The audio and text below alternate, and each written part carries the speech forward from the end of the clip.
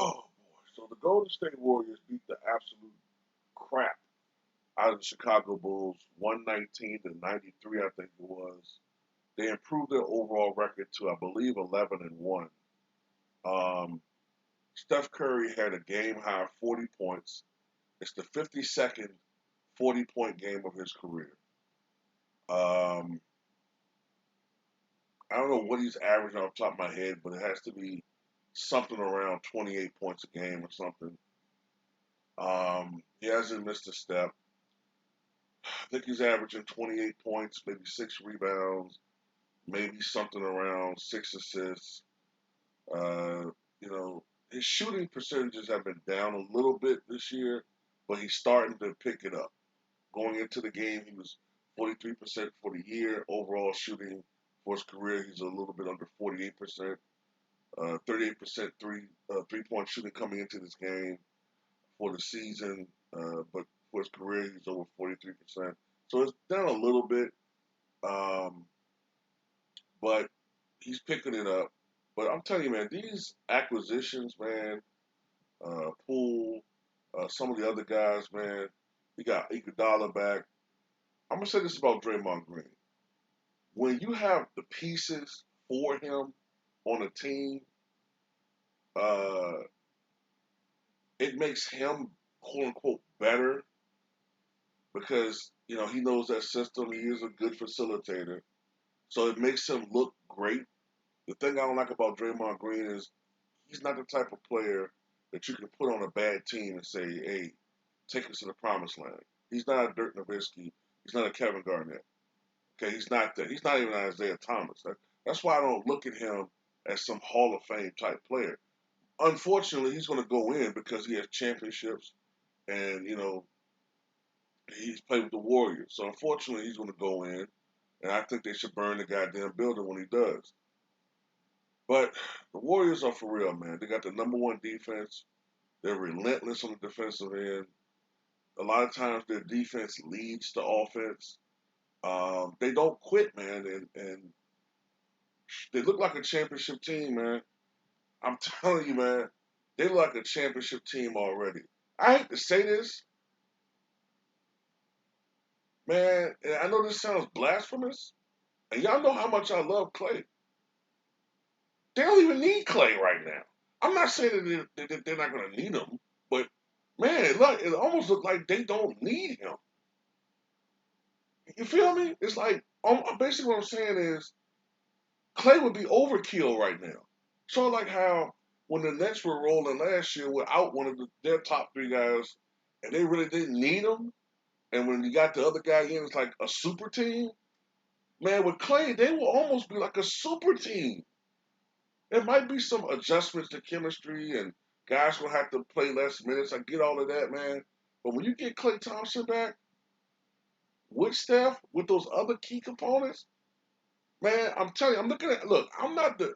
I used to be a huge analytics guy, and I still pay attention to numbers because they do mean something. Uh, but I'm gonna tell you something that's interesting. Coming into this game, the Warriors were averaging 10.3 steals per game as a team. If I'm not mistaken, that's the highest average for a team since the 96 Sonics. The 96 Sonics had a championship level defense. The Chicago Bulls in 96 averaged 9.1 steals. So what I'm saying is they have a championship level defense.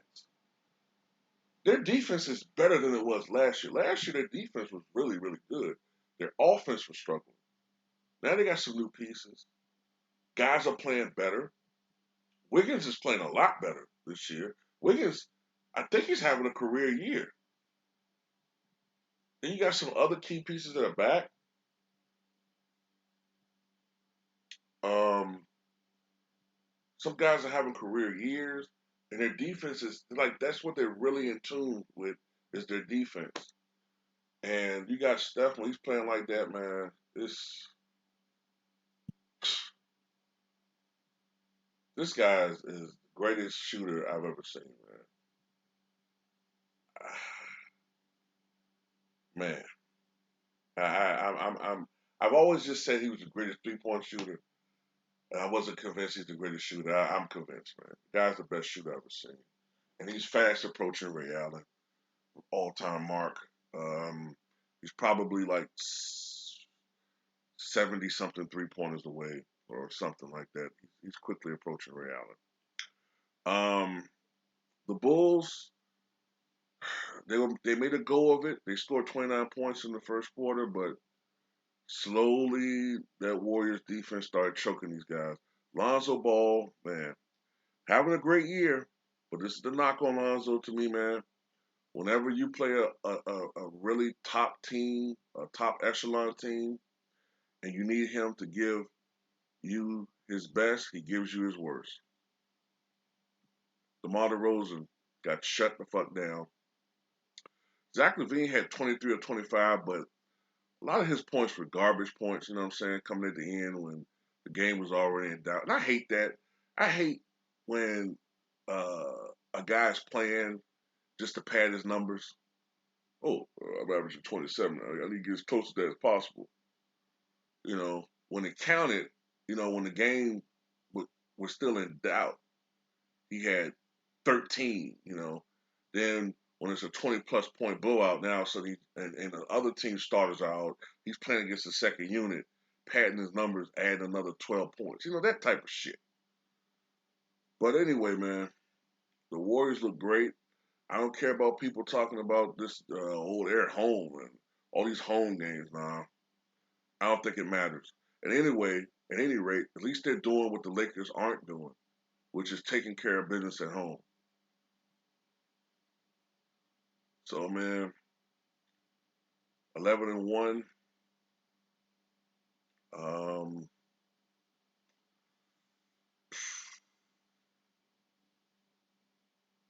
I don't know what to say, bro.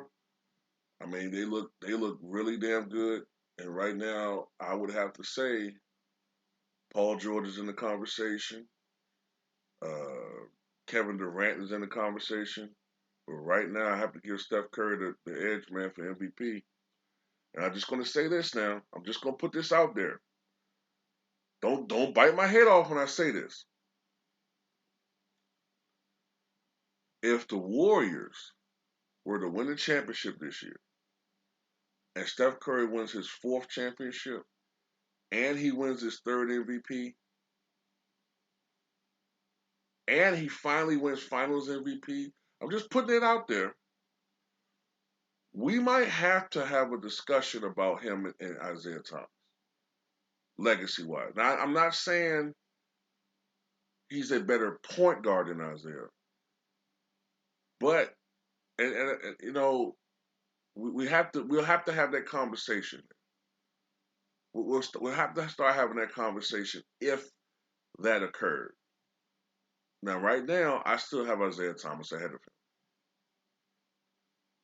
But if that were to happen, if Steph Curry wins his fourth title, his third league MVP, and Finals MVP finally, and he dominates in the finals, then we'll have to have that conversation about him and Isaiah Thomas. It wouldn't be that ridiculous then. Um, Especially considering that most of us didn't see this coming. So I know I'm getting ahead of ourselves. I'm getting ahead of myself. A lot can still happen, but tell me what you guys think.